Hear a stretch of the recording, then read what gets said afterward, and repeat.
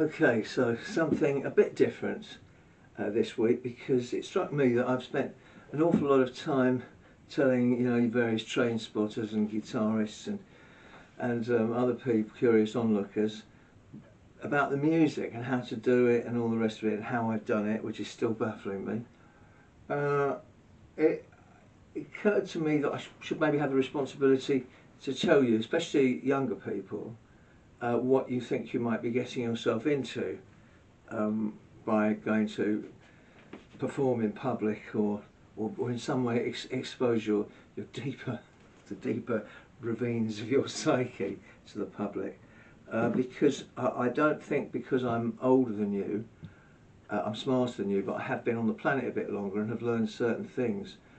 I started doing pop music because I'd seen A Hard Day's Night and the Beatles, and I'd seen Cliff Richard and the Shadows, and I thought, well, since I wasn't very good at sport and didn't consider myself to be particularly smart, certainly I wasn't any good at exams. I've never taken one to this day, nor passed one. So I may have had learning difficulties, but I don't care. I didn't have self-learning difficulties, so I've done fine.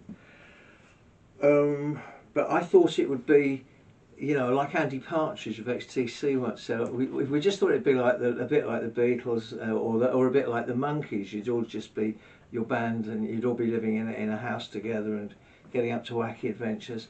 And it's kind of not like that, and especially not like that in England.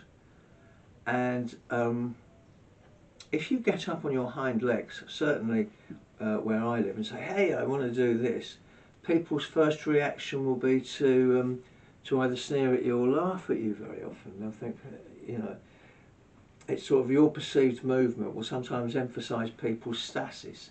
So, and if you're any good, it'll be even worse. The other thing is, I suppose, what we loosely call fame.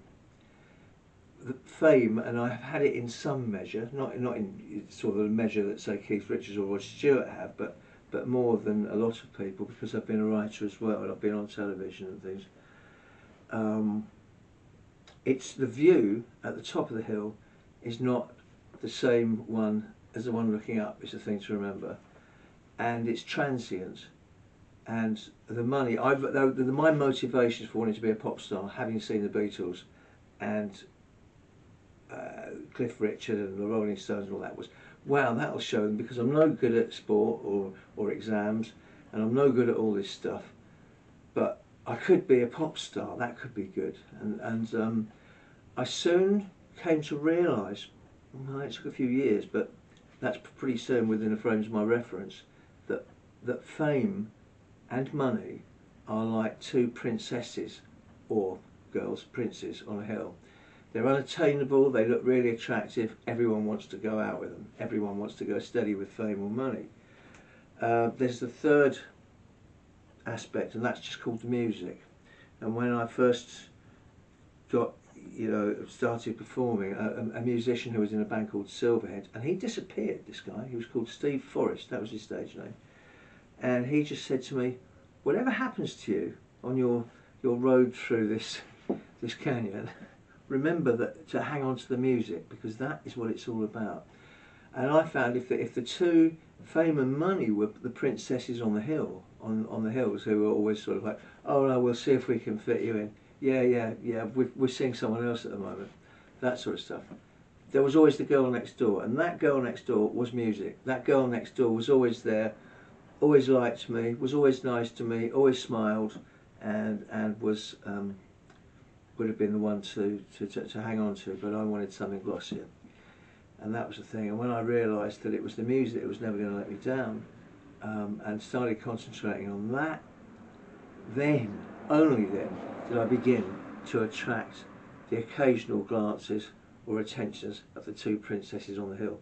By which time I thought, well, yeah, we've seen how you go on, and we've seen how high maintenance you are, so you can get in the queue now, is what I thought. It's worth thinking that fame is a very, very strange beast. It's a bit like whiskey. Some people should never go near whiskey. Some people can have a bit of a dram on New Year's Eve, and that's okay. But some people, it turns them into sometimes a different character, or sometimes a whole group of different characters. And fame is like that. I found I have known people who had much greater fame than I, and I don't know one of them, even if they've come through it, who isn't in some way scarred by it. So be careful of that one. The money, well, the money's always nice when it comes, but it's not always an ideal first motivation. You begin after a while of being a performer or an artist of any sort, you begin quite naturally to develop the instincts of a bomb site rat, but that doesn't mean they have to rule your life forever.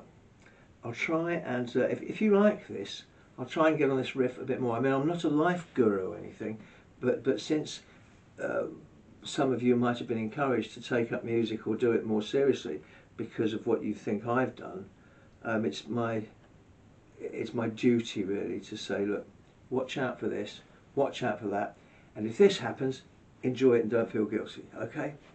Next time.